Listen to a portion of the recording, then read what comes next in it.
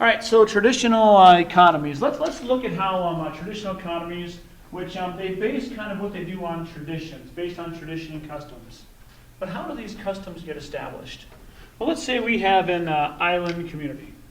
You have an island community, they're near the ocean, and what happens is, after a while, the people realize that, they like eating fish, but they realize they catch a whole lot of fish in the summertime. Then for whatever reason, maybe the currents, whatever, there's not much fish in the winter. So lots of fish in the summer, almost no fish in the winter. So on this island community, what we see is eventually they think, you know what, fishing in the winter is not a good use of scarce resources. Maybe hunting's better to do in winter. So we hunt in winter, and in the summer we fish, so we get the most of our resources. Well, let's say 80 years pass by, and they've just done this for generation. No one's even alive anymore when they decided to make this decision, and it's just passed down. They just said, we fish in summer. We hunt in winter. And then someone in the society says, in the middle of winter, I'm going fishing. Now, doesn't sound crazy to us. Maybe he'll catch fish. Maybe he won't. Just not as good. But to these people in this society, it would be seen as, what? You're crazy. That's not what we do. That's not our tradition. That's not our custom. We don't fish in winter. In fact, they might even stop him. They might even kick him out of the society and ostracize him. They might even kill him, which could happen because it could be seen as, you're making the water gods angry. They give us fish in summer. That's when we're supposed to fish. So this is what happens in traditional cultures, how customs get established. There is a reason for many of the customs. And the customs do overall allow the society to survive. It is better if they fish in summer and hunt in the winter time. Okay, now traditions are strong and they're difficult to change in these societies because they have been effective. Now, let's take a look at how these economies produce things. First one is to answer the three economic questions. So we're going to answer these three economic questions. How do they answer the question, what to produce? So how do they answer the question of what to produce? Well, they answer the question of what to produce by simply saying, we'll produce what we have produced in the past. We'll follow the past. We will follow our past traditions, our past customs. That is how we'll decide what we are going to produce. All right, so now let's continue. How do they answer the next economics question?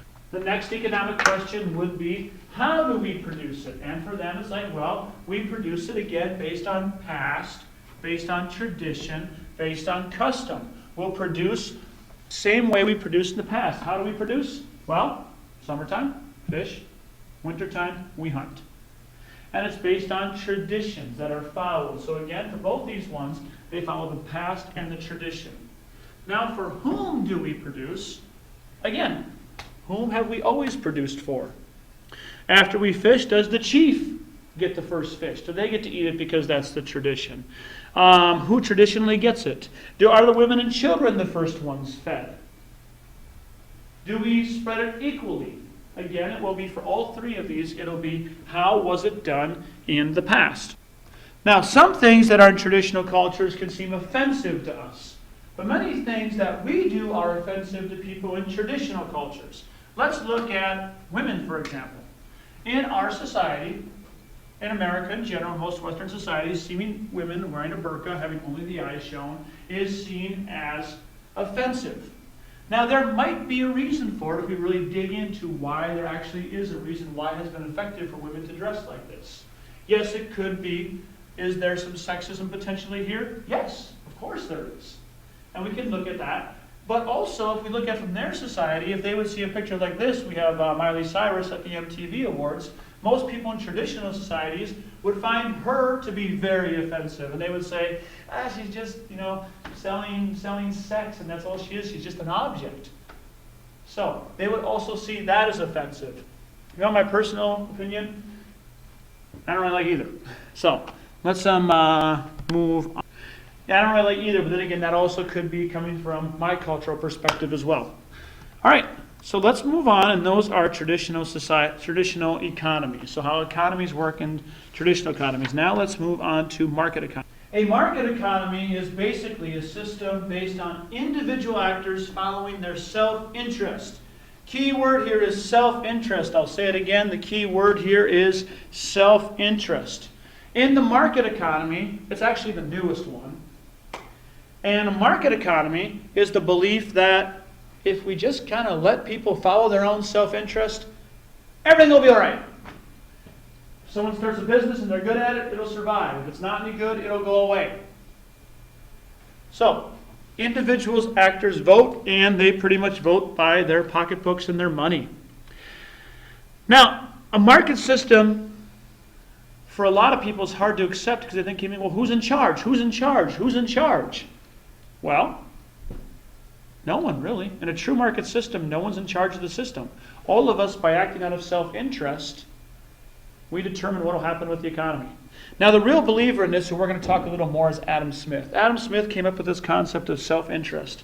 And he also had this phenomenon called the invisible hand, which we'll talk a little more in detail later. But the invisible hand basically says that if everyone acts in their own self-interest, everything will get taken care of. Everything will get made.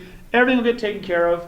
Because if we all just do our own thing, someone's going to take every job. Now you might say, okay, well, who wants to collect trash? No one wants to collect trash, huh? Well, you might not now.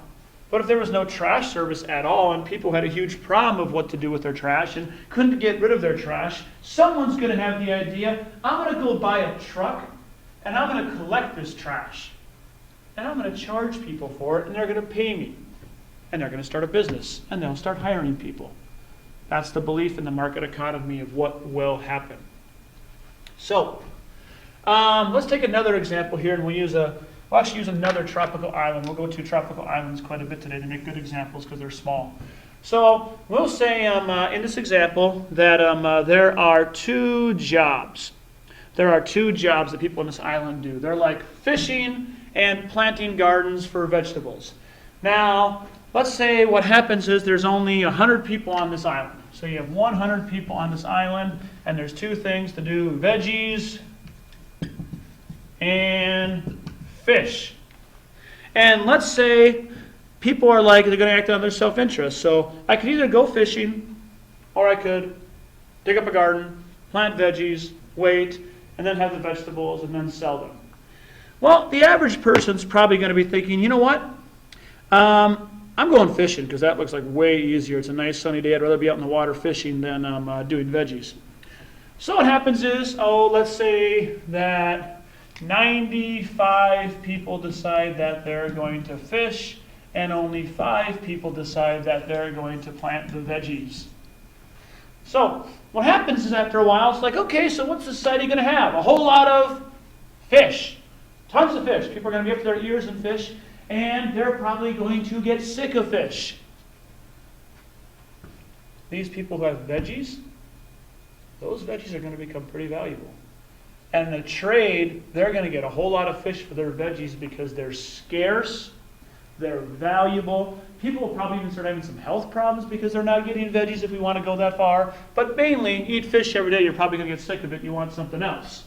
So they'll be willing to trade, and these veggie people are going to become more wealthy. They're going to get more stuff. They're going to be able to get a lot of fish for their veggies. So what will happen is, some of these guys who are fishing will now say, you know what, fishing, that doesn't seem so great anymore because I'm not getting a good trade. So maybe about 20 or 30 of these guys decide that, you know what, I'm going to quit fishing and I'm going to grow veggies with these guys because there's more money there. And now the invisible hand is working. People are now acting in their self-interest, and they're not growing veggies because they love growing veggies. They realize that it is a better job and they're going to get more out of it. So they're acting in their own self-interest. So let's look again at our 3 economic questions and how do we answer them for this one. All right, so first off, let's look at the question of what to produce. What to produce is determined by price. Price tells you what to produce. So, Why do people start producing veggies? Because they have a high price. So people gravitate towards that industry. New companies probably want to come into industries like the cell phone industry because there's a high price right there and you can get paid a lot for it. Someone's going to want to engineer new communication technology. Why? Because the price would be high. Google Glass, Samsung with that funky phone thing that's on your, like a watch now. There's a high price there, so that will determine what is produced will be how do you get paid for it. Why does someone decide to become, so price determines what to produce. Why does someone decide to offer a service of being a garbage man? Well, because they might not love garbage, but they love the money they get paid for it. So price will drive what to produce. Price also answers the questions of how to produce. Price will also answer the question of how to produce. Let's say you got a society that they have a whole lot of rocks that they could make into iron. So there's a whole bunch of rocks that you could use to make into iron. A lot of coal. Coal gives you a very cheap price. Rocks give a very cheap price, but iron sells real high. What's the society going to do with the how to produce? They're going to decide to use their resources, how to use their resources, and make them into iron. It'll determine what to produce. How do we produce things? It's based on price. Why are goods being put into computers right now? Because you get paid a lot for selling a computer.